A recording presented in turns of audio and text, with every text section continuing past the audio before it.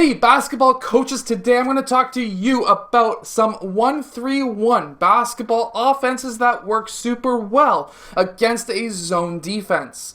Now, really quickly, the first couple of plays I'm going to show you against a 3-2 zone, and then I'm going to show you a few against a 2-3 zone. However, all of these plays will work against both zones. Let's get down to the clipboard. Let's check these out.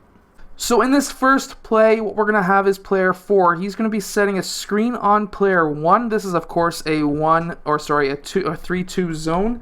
So player 4 is going to be setting that screen, and player 1 is going to be attacking that gap, which is now most likely going to be collapsing player 2. And I'm going to have player 4 rolling off towards the opposite elbow. Now, what I want to see here is player 1 coming down to double team player 1 blue. Now, of course, if there's no defenders, nobody double teamed, nobody fought through the screen, he could take that shot. However, most likely you're going to be seeing a double team on that side, and player 1 is going to have a couple of different options. For one, I want to see player 2 drifting down towards the baseline. That's number 1. The reason, he's going to be wide open. We can get an open three-point shot, and if that's the case, 100% we're going to go for it.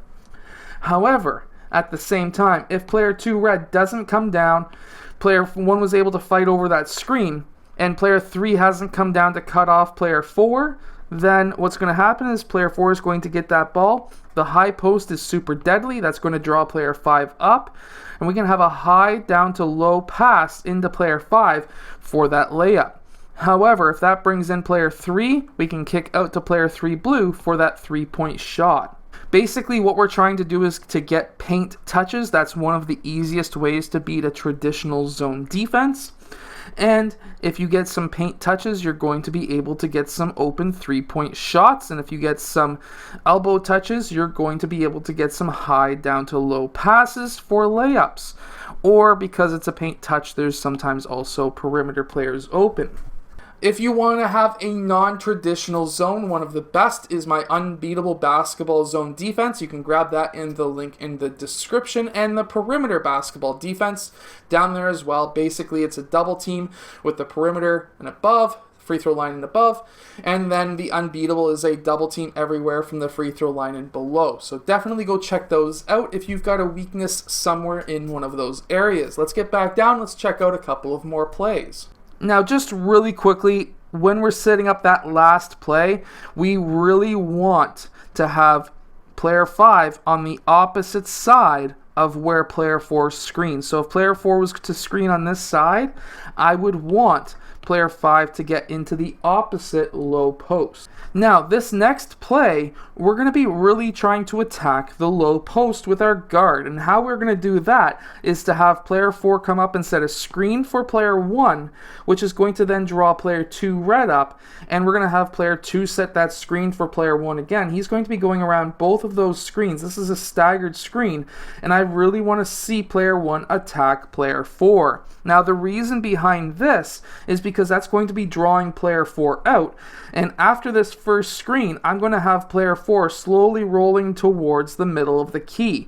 What I want to have here is, of course, if player 4 doesn't want to guard player 1 out here somewhere, player 1 could jack up that shot. However, when player 1 starts attacking and player 4 does pop out, I want to have a quick pass into player 4, because player 4 could have a nice quick floater.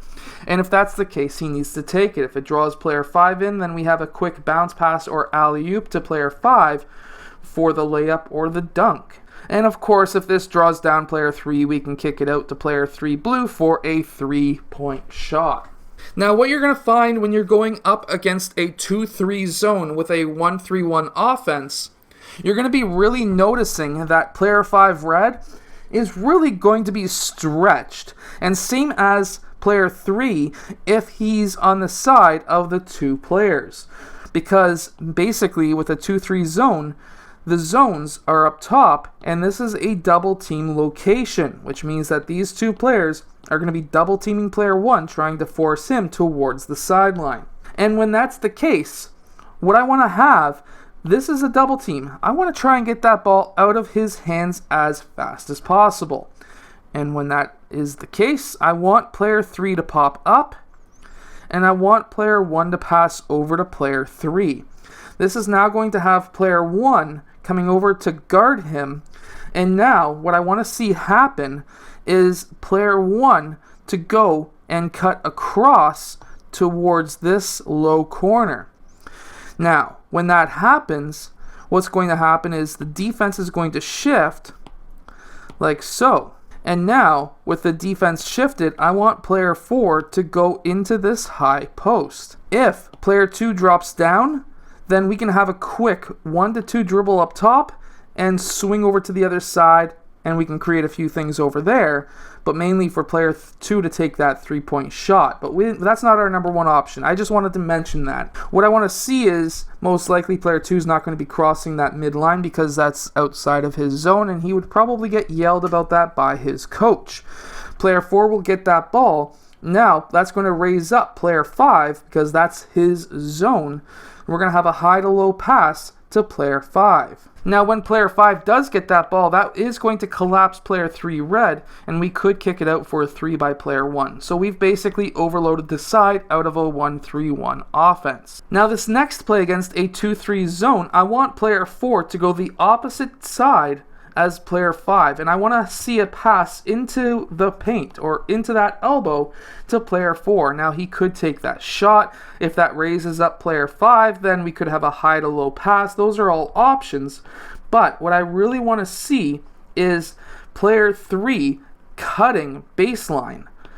I want him cutting baseline, and I want player 5 to go and set a screen out to player 3. So when player 3 is cutting, I want to see a back screen on player 3.